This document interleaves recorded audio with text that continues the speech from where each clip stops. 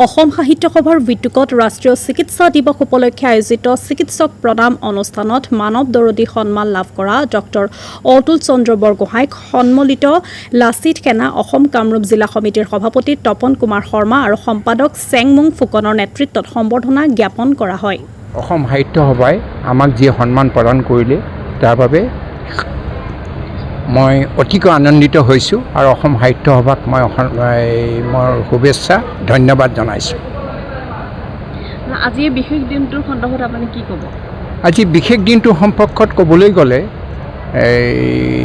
আজি হ'ল ডক্টৰ বিধান চন্দ্ৰ ৰায়ৰ জন্মদিন, মৃত্যুৰ দিন আজি দিনটোৱে।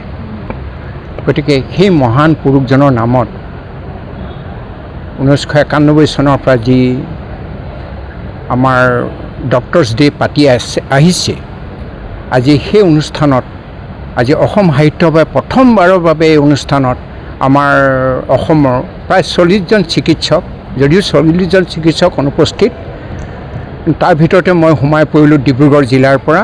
গতিকে মোৰ নিশ্চয় ভাল লাগিবৰে কথা, ভাল লাগিছে। আৰু সাহিত্য সভাৰ এজন আজীৱন সভ্য আৰু অসম টিংখাং ভাষা সাহিত্য সভাৰ মই সভাপতি আৰু টিংখাং স্পৰ্টছ এছ'চিয়েশ্যনৰ মই সভাপতি হয়। গতিকে আজি এই অনুষ্ঠানলৈ আহি মই সঁচাকৈ খুব আনন্দিত হৈছোঁ। আপোনাৰ চিকিৎসক জীৱনৰ কিছু অভিজ্ঞতা আমাক কওক। মোৰ চিকিৎসক জীৱনৰ অভিজ্ঞতাৰ কাৰণে মই এখন গ্ৰন্থ লিখিছিলোঁ, হয়তো আপোনালোকে পোৱা নাই। এই গ্ৰন্থখন হৈছে চিকিৎসকৰ দিনলিপি, বিৰাট ইণ্টাৰেষ্টিং গ্ৰন্থ। আপোনালোকে পাব যে এজন চিকিৎসক হিচাপে মই যেতিয়া প্ৰথম টাউনত মই শিক্ষা ল'লোঁ, টাউনৰ পৰা মই চিধাই গাঁৱলৈ গুচি গ'লোঁ। ৰোগী ক'ত জন্ম হয়? গাঁৱতে জন্ম হয়। নাৰ্ছিং হোমত ৰোগী জন্ম নহয়।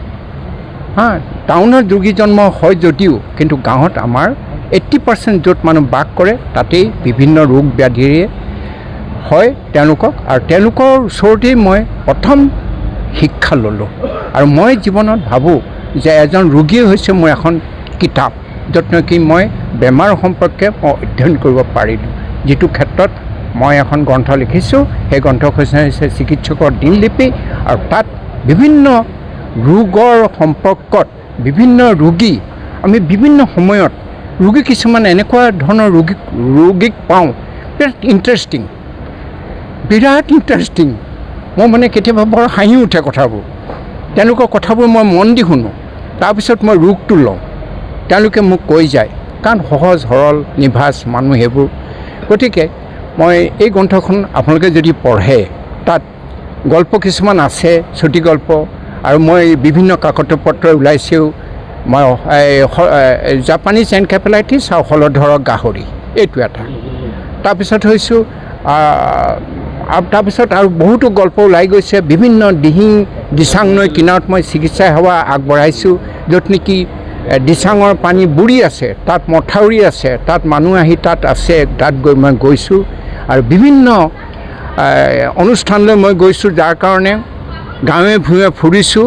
আৰু মই খেলৰ লগতো যোৱা মানুহ, আৰু সেইটো কাৰণে 2012 চনত মোক গ্ল'বেল ছ'চাইটি অফ ইণ্ডিয়া দিল্লীত মোক চিকিৎসক ৰত্ন বঁটাৰে সন্মানিত কৰিছে। এইটো কিন্তু মই আজি কৈছোঁ আপোনালোকক। যিহেতু চিকিৎসক সম্পৰ্কত বহুত সদনামো আছে, বদনামো আছে, বহুত খবৰ বাতৰি ওলাই থাকে। আৰু এইটো ক্ষেত্ৰত মই এটা কথা ক'ব বিচাৰোঁ যে চিকিৎসকজনো হৈছে এজন মানুহ, আৰু ৰোগীও হৈছে মানুহ। মানুহে মানুহক চিকিৎসা কৰে। আৰু আমাক কোৱা হৈছে যে ভগৱানৰ লগৰ মানে মানুহৰ শেষ মানে অসুখ বিসুখ কিবা বিপদ আপদত পৰিলে ভগৱানৰ নাম লয়, বেমাৰ আজাৰ হ'লে চিকিৎসকৰ নাম লয়। ঠিক কথা। চিকিৎসকে প্ৰথম মানুহ হৈ জন্ম লৈছে, মাত্ৰতে কেইবছৰমান কিতাপ গৈ পঢ়িলে, তাৰপিছত হ'ল চিকিৎসক। কথাটো বুজি পাইছে আপোনালোকে? তাৰপিছত কেইবছৰমান পঢ়াৰ পিছতে চিকিৎসক হ'ল, আৰু সেই জ্ঞানেৰে বিভিন্ন ৰোগ ব্যাধি তেখেতে চিকিৎসা কৰে। এতিয়া কথা হৈছে যে ৰোগীৰ গৃহতসকল, তেওঁলোকক আমি খুব মানে সাদৰেৰে বিহেভ কৰিব লাগিব, যিটো বস্তু মই আজি ইমান দিনে কৰি আছোঁ। কাৰণ মই এজন খেলুৱৈ মানুহ, স্পৰ্টছৰ মানুহ। মই ডিব্ৰুগড় টাউন ক্লাবৰ এজন স্পৰ্টছৰ হয়। কাৰণ যদি 10জন 11জন খেলুৱৈ নেখেলে ভালকৈ, এজন খেলুৱৈয়ে বেয়াকৈ খেলে গোটেই টীমটো হাৰিব। সেইকাৰণে মই কওঁ যে যিসকল চিকিৎসক আছে তেওঁলোকৰ হৈছে দে মাষ্ট বি ফাৰ্ষ্ট, তেওঁলোকে অলপ খৰ হ'ব লাগিব আজিৰ দিনত, কাৰণ চিকিৎসকৰ সংখ্যাটো বহুত কম। মানুহৰ সংখ্যা যিটো বাঢ়িছে, চিকিৎসকৰ সংখ্যা কম, আৰু কিবা এটা হ'লে সাধাৰণতে চিকিৎসকৰ ওচৰলৈ লৰ মাৰে, সেইটো স্বাভাৱিক কথা। আৰু চিকিৎসকে হঠাৎ এনাউন্স কৰিব নালাগে যে তেখেতৰ এইটো বেমাৰ ভাল হ'ব নহ'ব, এইবোৰ কথা ক'ব নালাগে। তেখেতে চিকিৎসা কৰিব লাগে আৰু মানুহক আশ্বস্ত কৰিব লাগে যে আপোনাৰ ৰোগটো মই চাইছোঁ, মই ভাল হ'ব। কথা সেইটোৱে। তাৰপিছত আৰু বহুত ছিষ্টেম আছে, সেই ছিষ্টেমত যাব লাগিব, গতিকে তেতিয়াতো কোনো প্ৰব্লেম নহয়। আৰু এটা কথা হ'ল, চিকিৎসা বৃত্তিটো এনেকুৱা এটা মহান বৃত্তি নহয় যিটো ভগৱানৰ লগত বুলি কোৱা হয়। ইয়াত কাষ্ট, ক্ৰীড, কালাৰ এইবিলাক লৈ কোনো প্ৰশ্ন নাই, ধৰ্ম, ৰিলিজন এইটো কথা নহয়। দিন ৰাতি সময় নহয়, মই কিন্তু 24 ঘণ্টাই কাম কৰোঁ। মই এতিয়া আপোনালোকক কৈ দিছোঁ, কাৰণ মই লেখক মানুহ, মই লেখা মেলা কৰোঁ, মোৰ কিতাপ ওলাইছে, মাৰ্কেটত আছে, গতিকে মই 24 ঘণ্টাই ব্যস্ত থাকোঁ। মোক সোধে বহুতে, আপুনি কেনেকৈ এই 10-12খন কিতাপ লিখি উলিয়াই দিয়ে? মইতো আপুনিতো চিকিৎসক, still you are doing your job. আৰু এতিয়া গৈ আপুনি আকৌ মই নতুন চাকৰি এটা মোক দিয়ে, প্ৰত্যেকে মোক নিমন্ত্ৰণ কৰে, গতিকে আকৌ এইবোৰ অনুষ্ঠানৰ লগত জড়িত, সংগঠনৰ লগত জড়িত, বিভিন্ন সময়ত মই ঘূৰিত আছোঁ। গতিকে এইটো ক্ষেত্ৰত মই অলপ ধৈৰ্যৰে কিছুমান কাম কৰিছোঁ। আৰু চিকিৎসকসকলক মই এটা কথা কৈছোঁ, আপোনালোকে মানুহক বুজক, মানুহৰ ওচৰলৈ যাওক, মানুহৰ লগত কথা পাতক, অসুখটো সম্পৰ্কত ভাবক, আৰু নহ'লে আপোনালোকে কাৰোবাৰ ওচৰত ছাজেশ্যন লওক। নিজৰ ইগ'লৈ নাথাকিব, নিজৰ লৈ নাথাকিব, ৰিলিজন লৈ নাথাকিব। গতিকে সেইবিলাক কৰক, ধৈৰ্য ধৰক। আৰু আমি বহুত সময়ত ভাতৰ টেবুলৰ পৰা উঠি গৈছোঁ, বহুত সময়ত।